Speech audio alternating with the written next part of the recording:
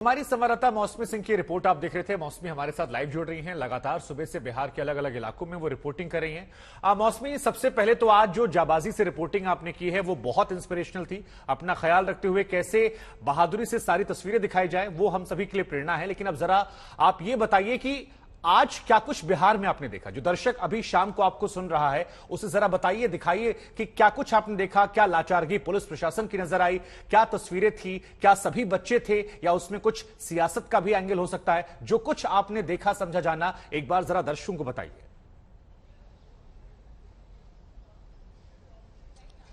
देखिए शुभांकर, शुक्रिया। पर आज तक की ड्यूटी है कि सबसे पहले और सबसे सटीक खबर हम अपने दर्शकों को पहुंचाएं, चाहे उसमें जितना भी खतरा हो, और हम सिर्फ अपना कर्तव्य निभा रहे थे।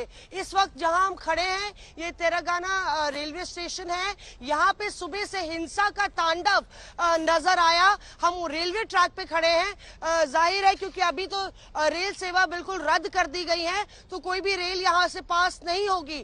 पर पूरे दिन यहाँ पे तमाम उपद्रवी जो हैं वो नजर आए। मैं छात्र इसलिए कह रही हूँ क्योंकि उनमें तमाम युवा थे। पर जब आप हिंसा का रास्ता इख्तियार कर लेते हैं तो आप उपद्रवी हो जाते हैं। जिस तरह से पुलिस प्रशासन के तमाम पुलिस कर्मियों को चोट आई है, जो हिंसा हुई है, सरकारी संपत्ति सबसे ज्यादा आज बिहार के इस इलाके में प्रभावित हुई, क्षति पहुंची उसको।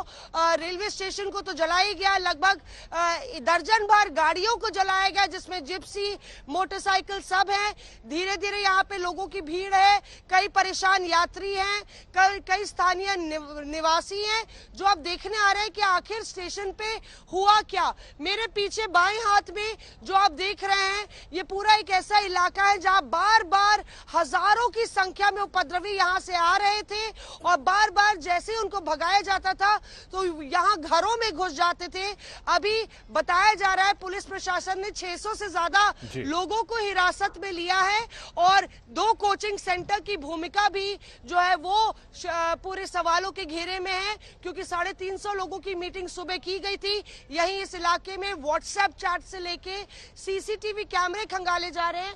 यहाँ पे सीसीटीवी कैमरों को भी जो है तोड़ा गया है। तो बहुत ही सिस्टमैटिक ढंग से एकत्रित होके टाइमिंग हमने देखी और एक सिंक्रोनाइजेशन देखा।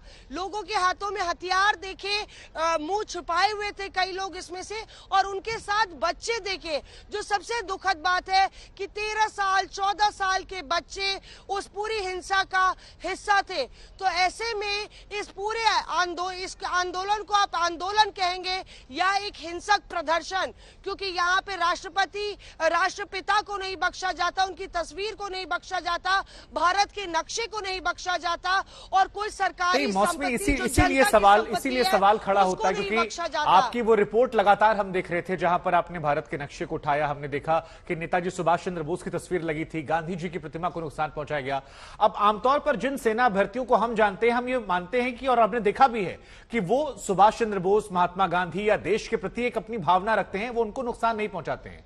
इस वजह से भी ये सवाल खड़ा हो रहा है कि क्या इसमें कहीं सियासत की भी एंगल है, क्या कोई असामाजिक तत्व भी इसमें शामिल हो गए थे जिन्होंने छात्रों की भावनाओं का फायदा उठाया और उसमें लगे हाथ, ये आगजनी, पत्थरबाजी या हिंसा की जो तस्वीरें आई उसमें उनकी संलिप्तता हो सकती है। देखिए एकदम शुभांकर, इस बात को बिल्कुल रोल आउट नहीं किया जाता, रूल आउट नहीं किया जा सकता कि एक पंथ दो काज। कहीं ना कहीं सियासी रूप से जो अपना स्कोर केंद्र सरकार से सेटल करना चाहते हैं, हिसाब बराबर करना चाहते हैं, वो पार्टियां भी इसमें कूद गई है। आप देखिए कि विपक्षी दल राजद हो, वो उसने जो है पूरे बंद का, या लेफ्ट पार्टी हो या कांग्रेस हो, उन्होंने यहाँ पे बंद का समर्थन किया है। पर जो चुप्पी साधी हुई है, जदयू ने, जाम ने जो समर्थन कर दिया है इस योजना का, उसके बाद जो चुप्पी साधी हुई है, जो प्रशासन मुख दर्शक बना हुआ है, तो कहीं ना कहीं जिस तरह से नेता लगातार उकसाने का और आग में घी डालने का काम कर रहे हैं, उससे कहीं ना कहीं एक साजिश की भी बू आती है। खास तौर से अगर सिंक्रोनाइज तरीके से सोशल मीडिया में यह आंदोलन फैलाया जाता है तो जाहिर है पुलिस प्रशासन इस पूरे मसले की भी तफ्तीश कर रहा है। बहरहाल अभी यहाँ पे स्थिति थोड़ी सामान्य हुई है, पर लगातार प्रशासन की नजर इस इलाके पर है जो कि पटना से बहुत दूर नहीं है। सवाल यही उठता है कि अगर सरकार को मालूम था, राज्य सरकार को मालूम था कि बंद है और इस तरह से आंदोलन होना है, तो आखिर तैयारी क्यों नहीं की गई? आखिर पटना प्रशासन, डीएम, एसएसपी 1.5-2 घंटे बाद क्यों पहुंचे यहाँ पे? बिल्कुल बिल्कुल।